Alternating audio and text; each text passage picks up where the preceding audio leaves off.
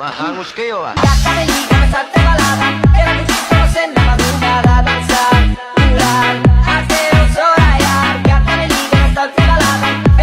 Hoy!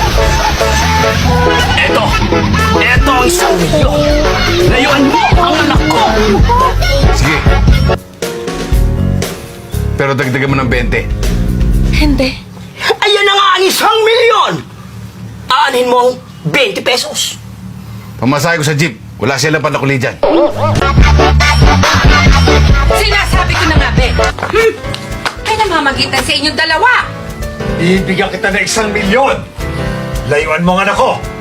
Nako, hindi ko gagawin yan. Hindi ko ulalayan ang anak nyo. Wow!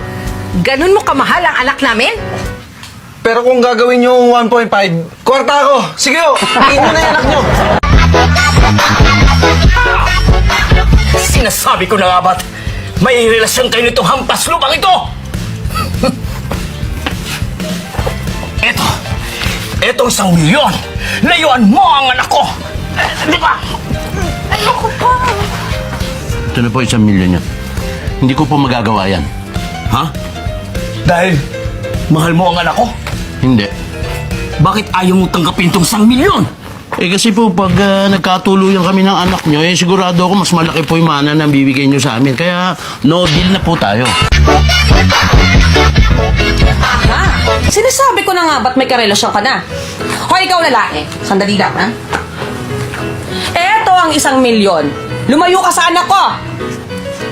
Ika dito!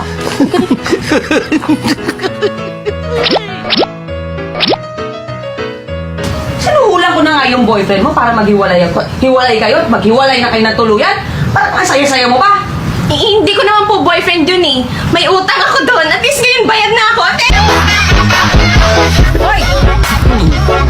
Eto 1,000,000, ha? Layuan mo anak ko! Hindi ko po magagawang lumayo sa anak nyo. Bakit?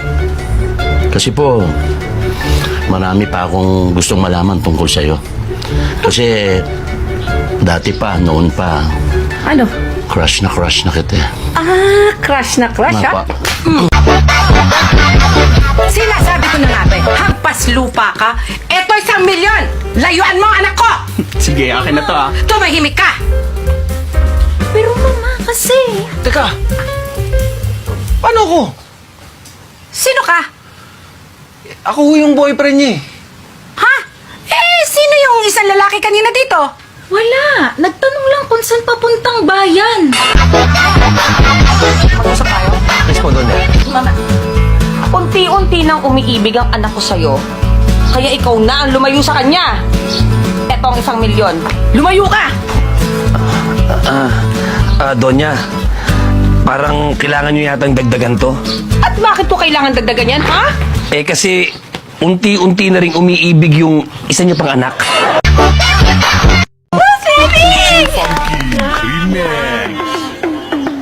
Swimming mo kayo? Opo!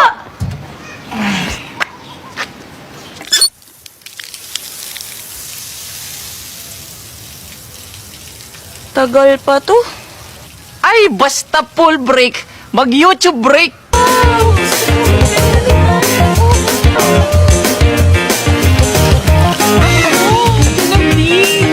Pwede na siguro yung food. Tara! Huh?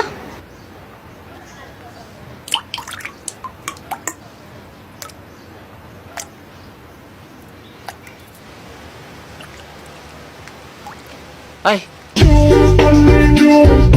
Ina! Gagawin ko na kayo ng tonela. Ay, hindi pala. Gagawin ko na yung fried chicken. Tonela.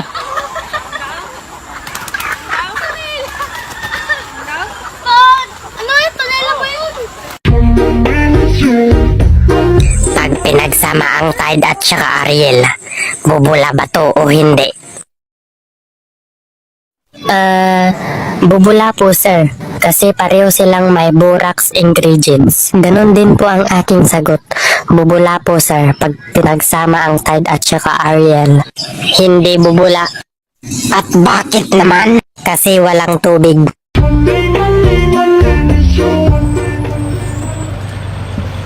Ma, pwede Pwede ba munang bumaba muna at natatay ako eh. Punta, paalis na tayo. Guni-guni mo lang yan.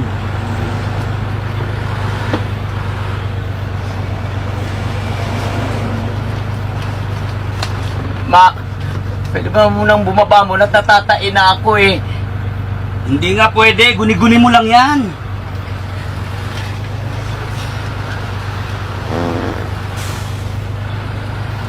Baho. Ba't amoy tae? Natay ka na yata. Guni-guni mo lang yon. Serious to me, put my picture as a profile picture in your Facebook so I know that I am the only one woman that you love.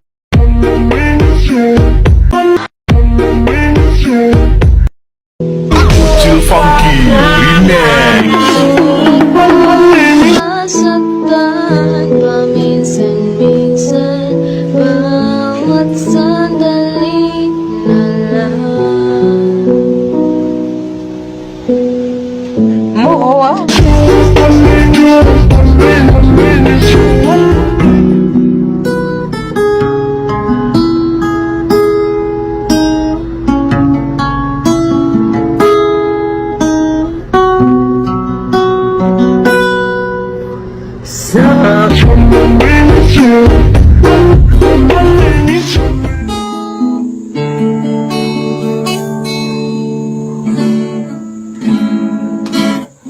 Ikaw na. Oh, sira yung gitara.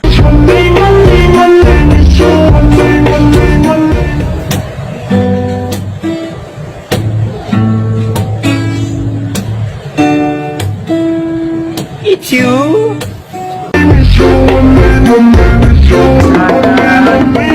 Sabihan na sa ilalim ng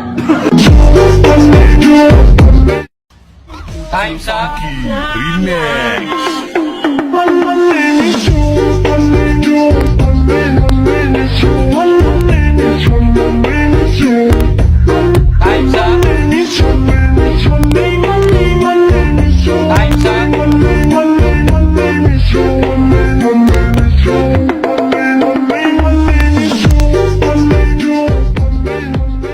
Hindi ng Tagalog at akala nila pinupuri ko sila pero sila ay hindi nakakaintindi kaya pwede natin silang ibinta.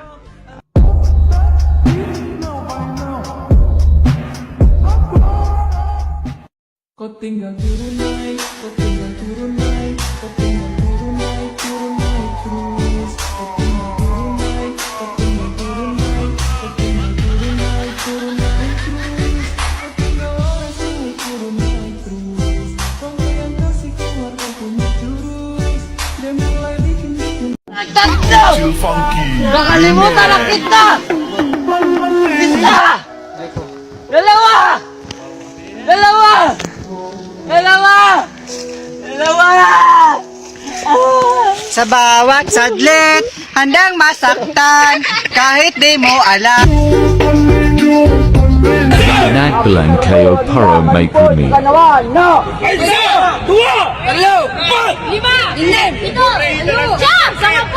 Sakapulong at may isa! Sakapulong at ito! Sakapulong at tatlo! Sakapulong at empat! Sakapulong at lima! Sakapulong at tingnan!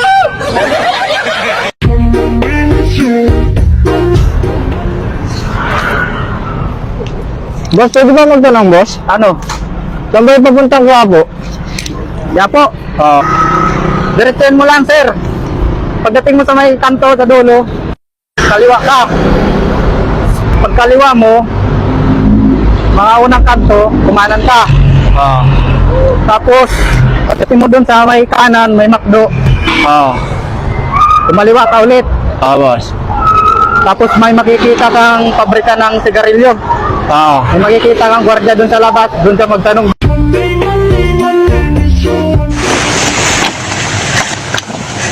Pagkabilang ko tatlo ka, kalimutan mo na siya!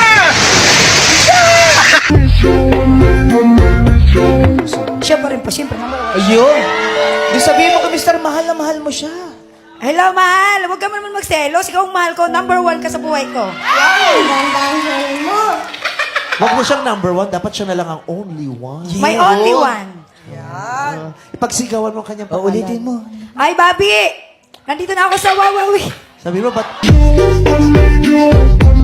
Sino ang nagsabi ng salawikain na ang hindi marunong magmahal sa sariling wika ay daig pa sa bilasang isda?